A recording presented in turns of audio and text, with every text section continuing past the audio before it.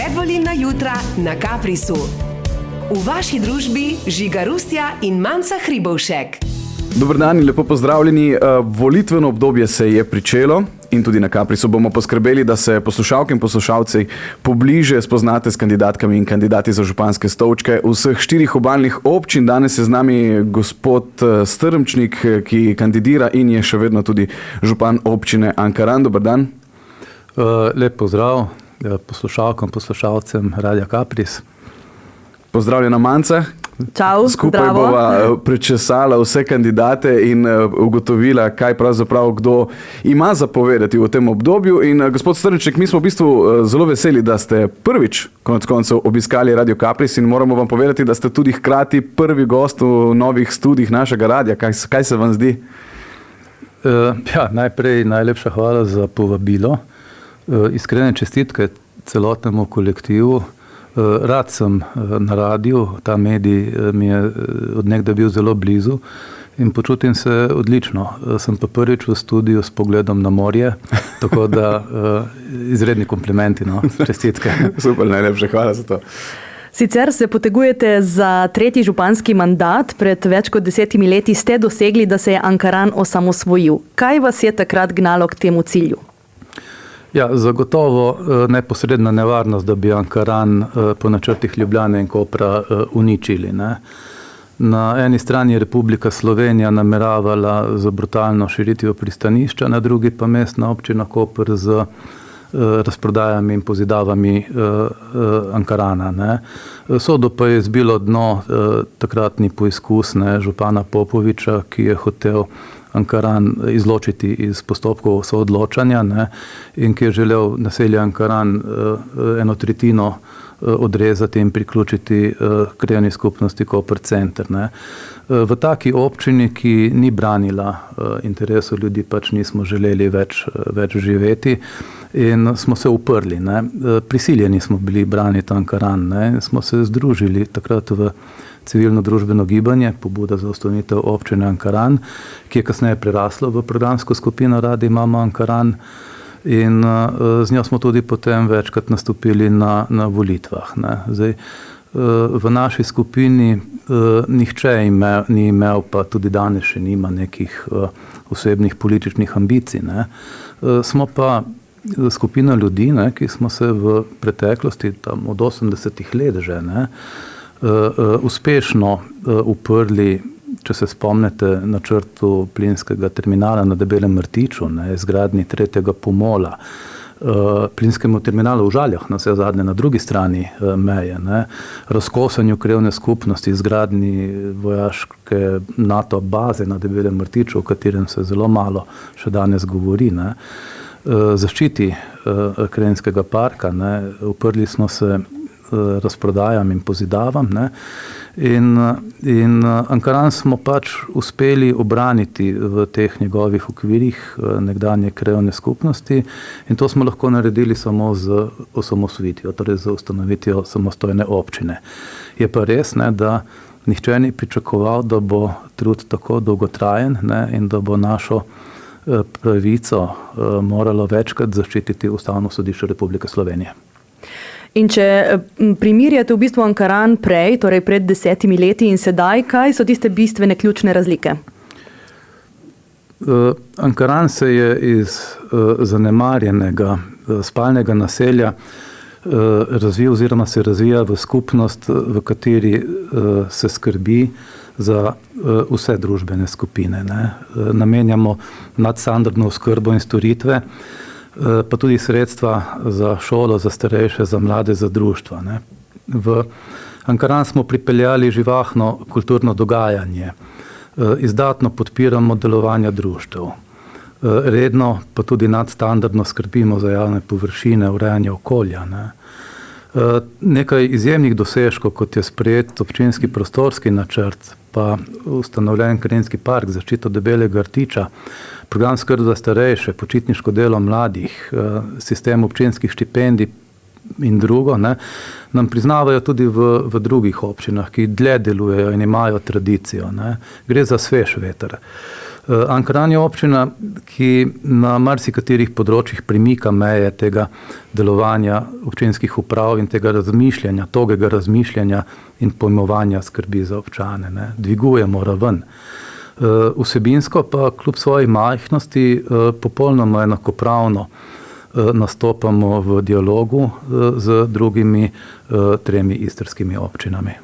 V bistvu ste pa tudi pomorščak, ljubezen do morja vas je na pot do Afrike popeljala že pri 17. In zakaj, če sploh ste zamenjali morje za občinsko pisarno? No, morja nisem ne zapustil, pa tudi zamenjal ga nisem za nič. Ne. Morju ostajam zvest. Sem pa poklic pomorščaka obesil na klin, to pa je res. Ne. In prav je, da povem, da sem to storil zaradi dekleta, ki je danes moja žena in mati najnih otrok. Ne, skupaj izgrajujemo dom in družino in nam gre v redu. Ne. V lokalno samoupravo pa sem se vključil po sili razmer. Ne. To ni bil moj cilj. Ko je bilo takrat hudo, bi se lahko obrnil proč.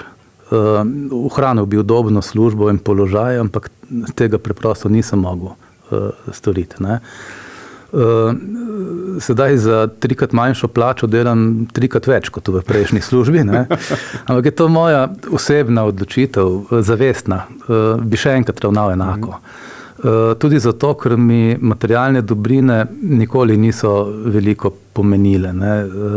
Trdim in verjamem, da lahko človek svoje življenje usmisli zgolj na polju biti, ne pa na polju imeti.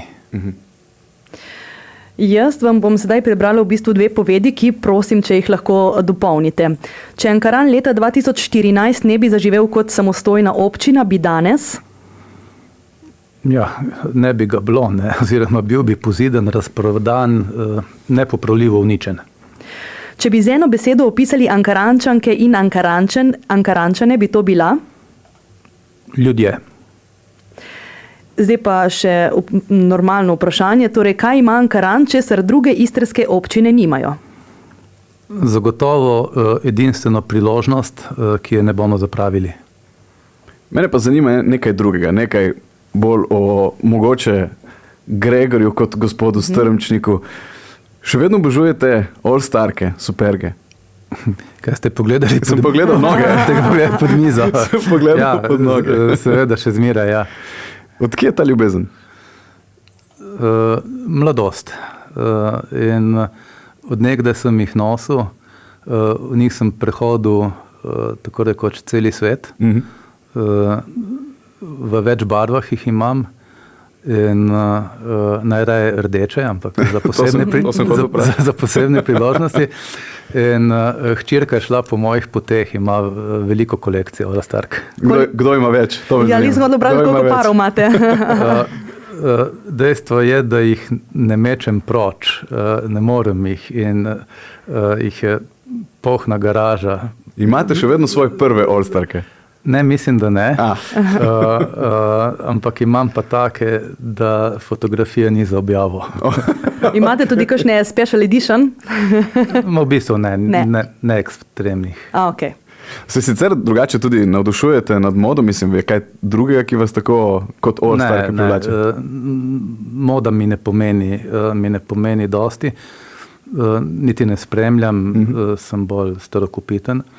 Sem pa zvest uporabi blagovnih znamk. Ne? Torej, sem tradicionalist, nosim leviske in smučam na lankah. No, tako? Ja. Vedno zvesti torej nekemu brendu, neki znamki. V ti stvari dajete konec konca, da živite tako bolj skromno življenje, če vas primerjamo recimo z drugimi župani. Ne vem, kakšen avto vozite? Sem Citroenovec, vozim Xaro Picasso, imamo pa tudi doma Amija 8, že 3-krat smo ga na novo naredili.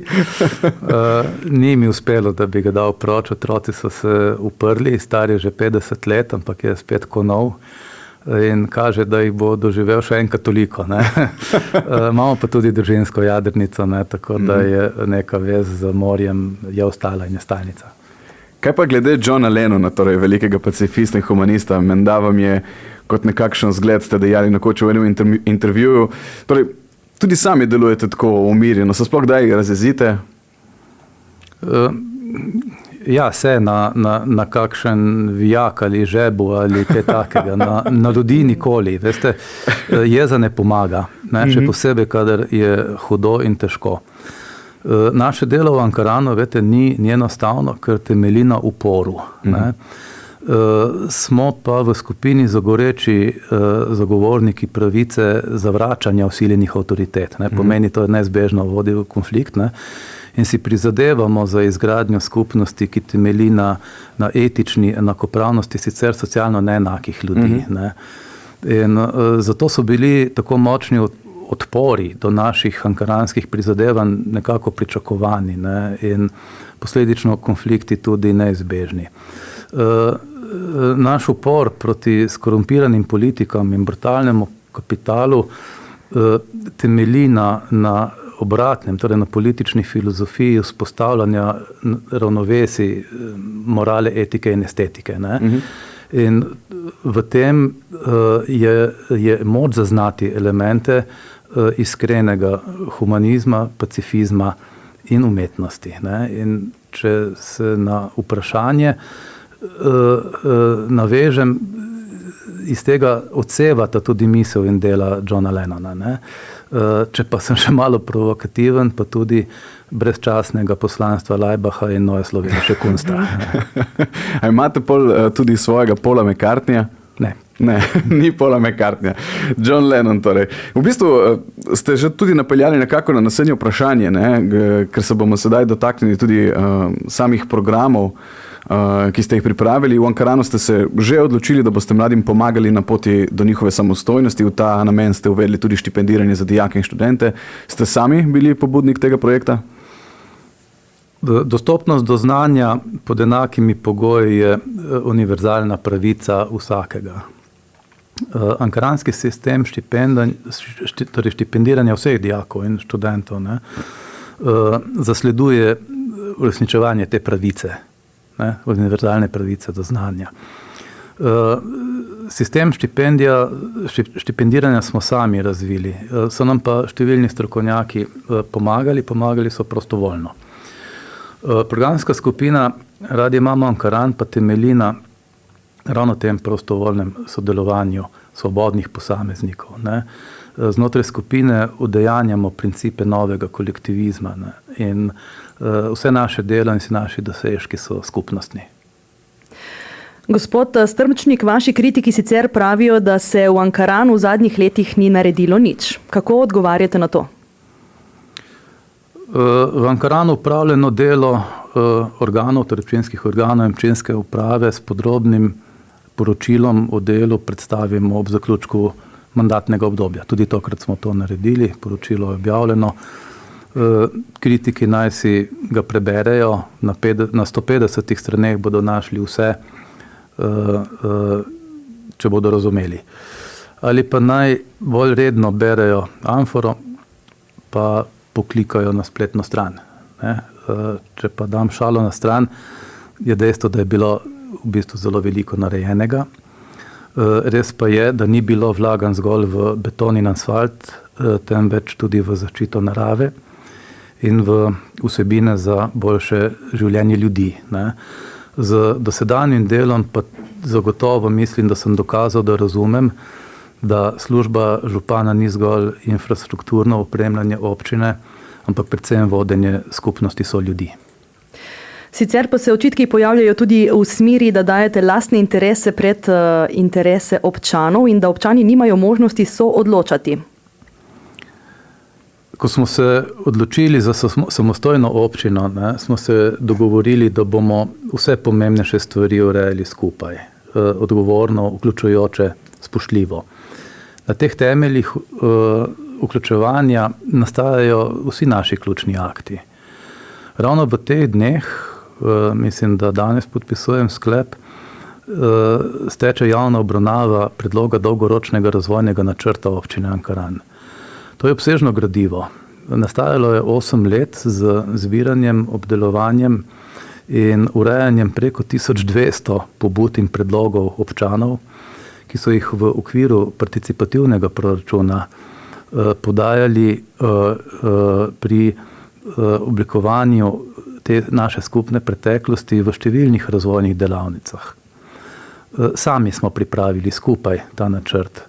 Projektni predlogi dolgoročnega razvoja občine vsebujejo 93 projektov,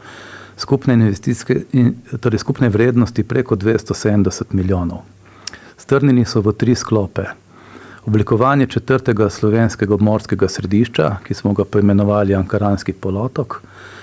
Drugič, posodobitev in krepitev zelenega pristanišča za mednarodni promet, poimenovali smo ga Slovenska vrata v svet. In tretjič, sožitje bivanskega okolja z območjem gospodarskih dejavnosti, pristanišča in vojašnice, poimenovali smo ga stično območje. Z izvedbo tega načrta, ki je pred nami v naslednjih letih, pa se ne bo zgolj nadomestilo v bistvu 40-letja stagnacije Ankarana, ampak se bo Ankaran dokončno preobrazil iz spalnega naselja v neko sodobno 4. obmorsko slovensko središče. Take priložnosti, kot se je nam porodila ravno zaradi tega, ker smo podhranjeni, tako rekoč nerazviti, nima nobena lokalna skupnost in oblikovanje najpomembnejših teh odločitev ravno temelji na oblikovanju načel neposredne demokracije, katerih sestavni del so svobodna iniciativa, ljudska pobuda, referendum, odpoklic, plebiscit, zbori občanov. Ne? In že sama ustanovitev občine Ankaran temelji na svobodni iniciativi, torej na pobudi ljudi, da gremo na svoje. In tudi njen občinski prostorski načrt, zaščita Karinskega parka Debelji rtič in dolgoročni razvojni načrt so oblikovani na enakih načelih neposredne demokracije. Če bi pa lahko izbrali samo eno stvar, na katero ste najbolj ponosni v zadnjem mandatu, torej v zadnjih 4 letih, katera bi to bila? Gre za razumevanje ločnice med vodenjem in vladanjem. V naši skupini dokazujemo, da razvoj lokalne skupnosti lahko gradimo brez odvisnosti od kapitalskih elit, od političnih interesov, od nekako usmeritev iz ozadja. Dokazali smo, da je vodenje lokalne skupnosti na neoblasten način, torej da prisluhnemo, da je to neka alternativa arogantnemu in ignorantskemu vladanju, ki smo ga bili deležni v preteklosti, mogoče. Taka nazorska usmeritev je v Sloveniji sorazmerna redkost. Ne? Zato je naša izbrana pot seveda težja, vendar sem prepričan, da je pravilna. In na to verjetno smo najbolj ponosni. To je največji dosežek, ki bi ga izpostavil v našem preteklem delu. Ok, v nekaj kratkih alinejah me pa zanima, katerim prioritetam boste namenili največ poudarka v naslednjem mandatu, kolikor boste ponovno izvoljeni za župana? Ne bi šlo na kratko, ne? Ja, to pa verjamem. Lejte, Ankaran ni običajna občina, ki bi lahko sledila zgolj svojim razvojnim načrtom. Delo poteka dvotirno. Na eni strani se urejajo razmerja za Republiko Slovenijo, obsežne problematike, na drugi strani pa seveda z mestno občino Koper. In v naslednjem mandatu je za izpostaviti ravno ta projekt, potrebno je zaključiti delitveno bilanco premoženja. Gre za izjemno kompleksno vsebino in dejstvo je, da morata sosednji občini, čigar ljudje nismo bili nikoli sprti, sodelujemo, živimo skupaj, se imamo radi, ne? In bomo sodelovali tudi naprej, moramo pa delitev premakniti z mrtve točke in v dobro obeh skupnosti zaključiti ločitveni proces. Ne? Mm-hmm. Veste, razdelitev premoženja pa mora biti pravična za obe strani. Ankaran je namreč skladno s sporazumom iz leta 2015, ki so ga podpisala s takratnim županom gospodom Popovičem, vsa ta leta, pa še danes, ne, so financirane nekatere javne zavode, sklade, agencije, skupne, ne, in plačuje tudi dolgove in leasinge za infrastrukturo, ki po razdelitvi ostaja na koprski strani in bo v lasti mestne občine Koper. Določitve sporazuma, ki so ga podpisala, temeljijo na zakonu in govorijo o tem, da se ta ankaranska vlaganja Ankaranu povrnejo. Upravičenja Ankarana so tu nesporna. Ne? Gre za finančna bremena vezana na to nepremično premoženje, ki temelji na teritorialnem načelu. Sam zakon govori, da nepremičnemu premoženju sledijo tudi vsa bremena v povezavi s tem premoženjem.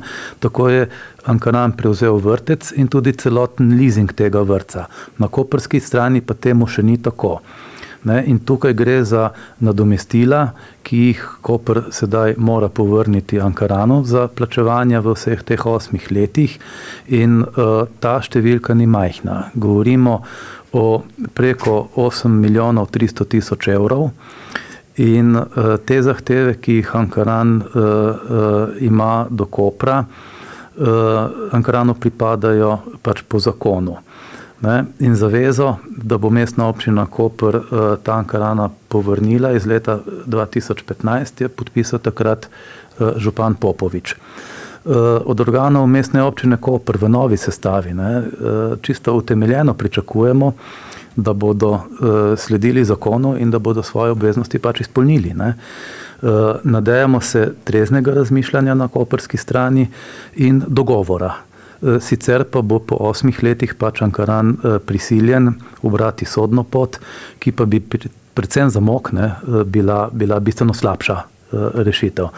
Tako da bi izpostavil za naslednje obdobje ravno delitveno bilanco in pa njen čim prejši zaključek, ki je predvsem v interesu Kopra, ker ta znesek 8 milijonov plus, ki ga bo treba Ankaranu vrniti, z vsakim dnem, ki mine, seveda narašča.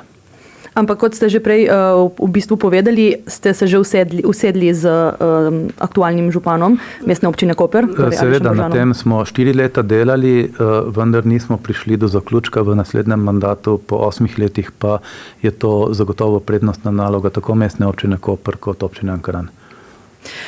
Mi smo se odpravili tudi na ulice Ankarana in vprašali torej občanke in občane, naj postavijo torej kandidatom za župane določena vprašanja. In mi imamo 10 vprašanj in zato vas prosim, da si izberete 2 številki od 1 do 10. Mislim, da nastopamo pod številko 2, tako da bi izbral 2, pa recimo 6. Odlično, torej vprašanje številka 2 je naslednje. Kdaj boste rešili za abonmaje glede parkiriščih v Ankaranu, kjer do zdaj se nanaša samo na eno osebo v gospodinstvo? Abonmaji v Ankaranu se ne nanašajo na eno osebo, gre za 2 abonmaja pavšalno na gospodinstvo in so vezani na motorna vozila, ne na osebo. Gre za improvizacijo, ki pa smo jo uvedli kot rešilno bilko, ker zaradi velikega števila turistov, ki prihajajo v poletnih mesecih v Ankaran, preprosto prebivalci v samem središču ne morejo do trgovine, do lekarne, do vse ostale infrastrukture in storitev. Parkirni sistem bo urejen v prihodnje predvsem za sistemom Park and Ride, da ostanejo vozila obiskovalcev in turistov izven samega strogega središča, takrat pa bo seveda boljše poskrbljeno tudi za občane, sistem pa bo iz papirne prešel v digitalno tehnologijo. In še vprašanje številka 6. Mene zanima, kdaj boste naredili kolesarsko pot, ker to je nemogoče, kakšno je zdaj. In potrebujemo še dodatno trgovino, ker ta je premajhna in ljudje pa preveč, predvsem poleti. In drago je, ja. Torej, kolesarska pot je fil rouge, je rdeča nit. Mi imamo v Ankaranu eno samo cesto, tako rekoč, in ta je državna, Jadranska cesta. In že tu se skriva odgovor. Veliko se trudimo in vlagamo naporov v sodelovanje z DRSI-jem, ki je nosilec investicije prenove. Je pa prenova Jadranske ceste stekla, na krožišču je že nakazana tudi nova os z zelenim pasom in kolesarsko dvosmerno potjo z drugim zelenim pasom in pločnikom po celotni dolžini. Projektiranje od železniške do sončnega parka je v zaključni fazi in bo prednostno urejeno. Torej po celotni dolžini bo vzpostavljena tudi kolesarska pot in se dejansko vsi veselimo, ker je v Ankaranu nimamo kolesarske poti. To je resnica. Glede trgovine, načrtovani sta dve, ena manjša blizu zaselka Rožnik in Sončni park, ena večja z podzemno hišo, torej oskrbni center pa v samem središču naselja. Izkazuje se, da bi v tem naslednjem mandatu bilo realizirano vse našteto. Odlično, mislim, da smo odgovorili tudi na dvoje vprašanj, ki so postavile občanke in občani Ankarana. Gospod Strmčnik, se tudi približujemo počasi koncu, volitve se bližajo, letos se za župansko mesto potegujeta še dve kandidatki. Zanima nas, če ju poznate in kako ocenjujete njuna programa. Da, mi poznam gospod Krašna nekoliko bolje kot gospod Prodan Jurič. Torej, za njimi volilnimi obljubami političnih tekmecev pa se preprosto ne ukvarjam. Tokrat namreč v Ankaranu ne bomo več razglabljali, kaj potrebujemo, kaj si želimo, kaj je najbolj nujno, ker smo to z dolgoročnim razvojnim načrtom že sami oblikovali in nam druge politične grupacije preprosto ni potrebno, da solijo pamet z obljubami, kaj bodo naredili. Tokrat je bolj pomembno, da v občinske organe odločanja izberemo predstavnike, ki bodo znali ohraniti in braniti to začrtano smer razvoja, za katero smo se sami odločili, in cilje, ki smo jih prebivalci sami oblikovali. Torej, da bi bili predstavniki nepopustljivi, da bi ustrajali pri zaščiti interesov Ankarana, naše skupnosti, da bi bili kompetentni, da ne bi popustili zunanjim pritiskom politike in kapitala iz drugih okolij, da bi čuvali Ankaran, da ga ne bi preprosto pozidali in prodali.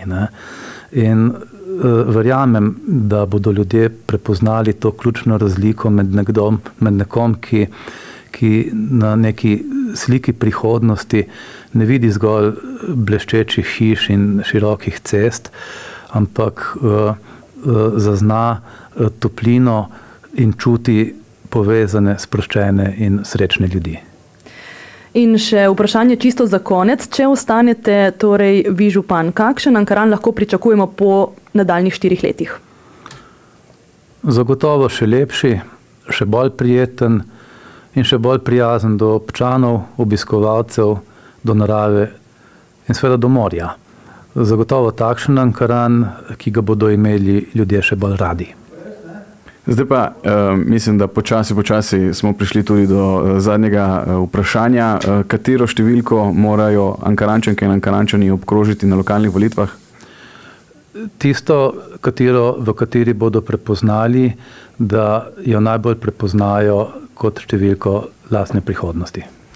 Gospod Strmčnik, najlepša hvala za obisk in za ta daljši intervju in vso srečo seveda tudi na lokalnih volitvah. Srečno. Najlepša hvala za povabilo, bilo mi je res v veselje. Predvolilna jutra na Kaprisu. Kapris, številka 1 na Obali.